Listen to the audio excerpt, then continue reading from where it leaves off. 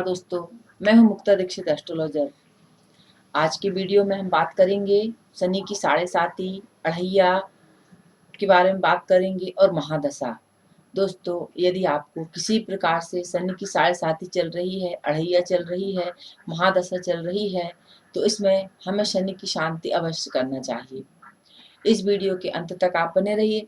मैं आपको आज इस वीडियो में जो है शनि का एक सबसे तांत्रिक मंत्र बतलाऊंगी, जिसको जाप करने से शनि की शांति शीघ्र प्राप्त होती है और जो भी आपको कष्ट होते हैं वह सब शांत होते हैं।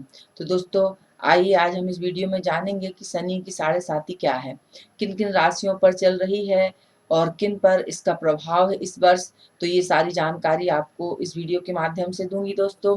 तो सबसे पहले शनि देवता जो हैं इस वर्ष यानी कि 2021 में कोई भी राशि परिवर्तन नहीं कर रहे हैं। शनि अपनी स्वराशि यानी कि मकर राशि में विराजमान है वर्तमान में और गुरु के साथ युति किए हुए हैं।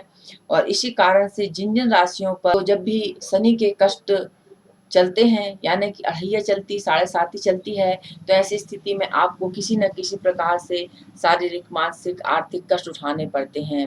दोस्तों, आपको कार्य व्यापार में धोखा मिलेगा, घर परिवार में आपकी लड़ाई झगड़े उत्पन्न होंगे, जमीन जायदाद को लेकर मतभेद होंगे, आपकी दुर्घटना एक्सीडेंट के योग बनेंगे, अनेक ऐसे अशुभ कार्य रहते हैं, सांपों का बार बार दिखना होता है, घर मकान का गिरना, टूट जाना, पशुओं की हानि, ये सारी चीजें भी जो है शनि की साढ़े साती अढ़ैया के बारे में बतलाती हैं।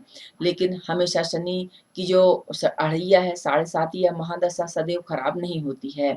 जैसी भी कुंडली में शनि देव आपकी कुंडली में बैठे या विराजमान रहते हैं, उसी के अनुसार आपको इसका फल प्राप्त होता है।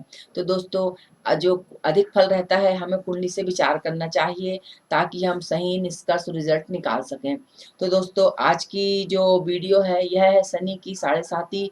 तो शनि की साढ़े साती का मैंने बताया कि जिन भी लोगों को चलती है तो विशेष कष्ट परेशानियों का सामना करना पड़ता है।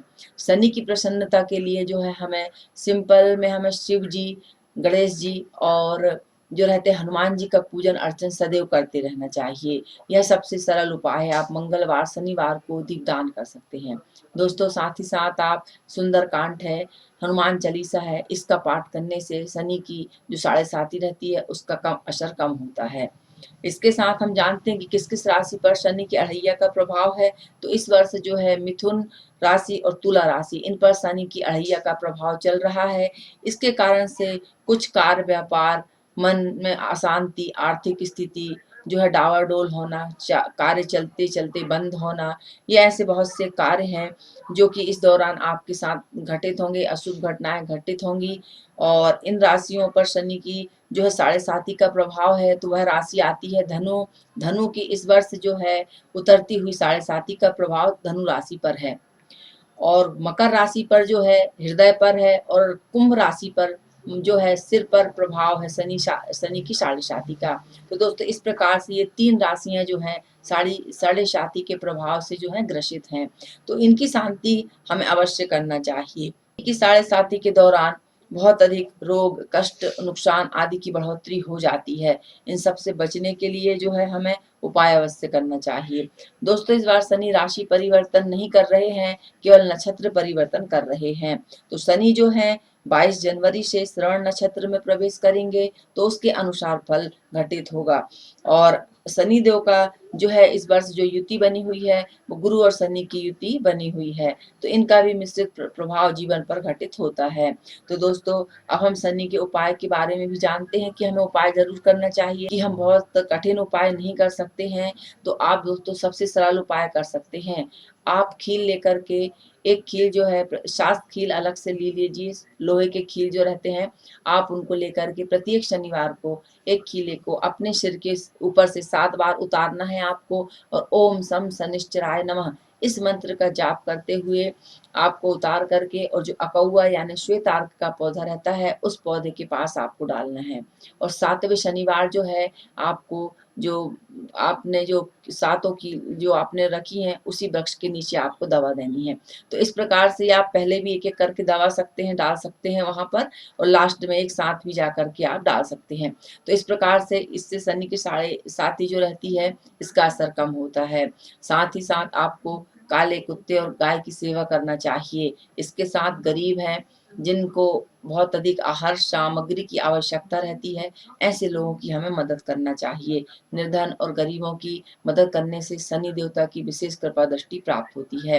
कंबल का दान है, काली वस्तुओं का दान है, तिल का दान है, तेल का दान है, इन सारी चीज़ों से, जूते का दान है, छाते का दान है, ये सारी चीज़ें जो रहती हैं शनि को प्रसन्न करने के लिए, इनका दान देने से शनि देव की जो है कृपा प्राप्त होती है।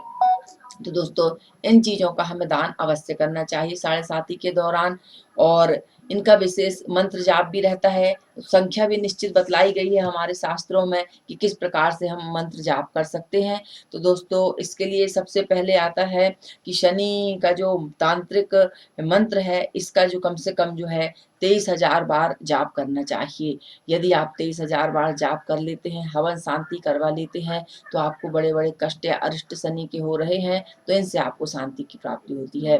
तो दोस्तों, शनि का जो मंत्र है वह मैं आपको बतला देती हूँ। तांत्रिक जो मंत्र है, ओम प्राम प्री प्रो सा शनय नमः, प्राम प्री प्रो स शनि नमः। इस मंत्र का जो है आप 23,000 बार जाप कर सकते हैं। यदि आपकी सामर्थ्य 23,000 बार नहीं है तो आप किसी भी काले हकीक की माला से इसका प्रत्येक शनिवार या नित्य भी इसका 108 बार जाप करके सिंपल शनि देव की पूजन कर सकते हैं। प्रत्येक शनिवार को पीपल की पूजन अवश्य करें। ऐसा करने से जो है आपको शनि की प्रसन्नता प्राप्त होगी। और जो मैंने आपको शनि के दान बतलाए हैं, इन वस्तुओं का दान अवश्य करना चाहिए। और शनि यंत्र जो रहता है, आप उसको शुभ मुहूर्तों में बनवा करके पहन सकते हैं। उस यंत्र को पहनने से जो है शनि की साढ़े साती का प्रभाव कम होता है। तो दोस्तों, इस प्रकार से ये छोटे से प्रयोग करके और इस मंत्र का जाप करके जो है आप अपने शनि को शांत कर सकते हैं। तो दोस्तों, चैनल को लाइक कीजिए, सब्सक्राइब कीजिए। ज्योतिष से संबंधित सारे परामर्श यानी कि जन्म कुंडली, हस्तरेखा, रत्न वास्तु आप हमारे कार्यालय के नंबर पर संपर्क करके प्राप्त कर सकते हैं। धन्यवाद।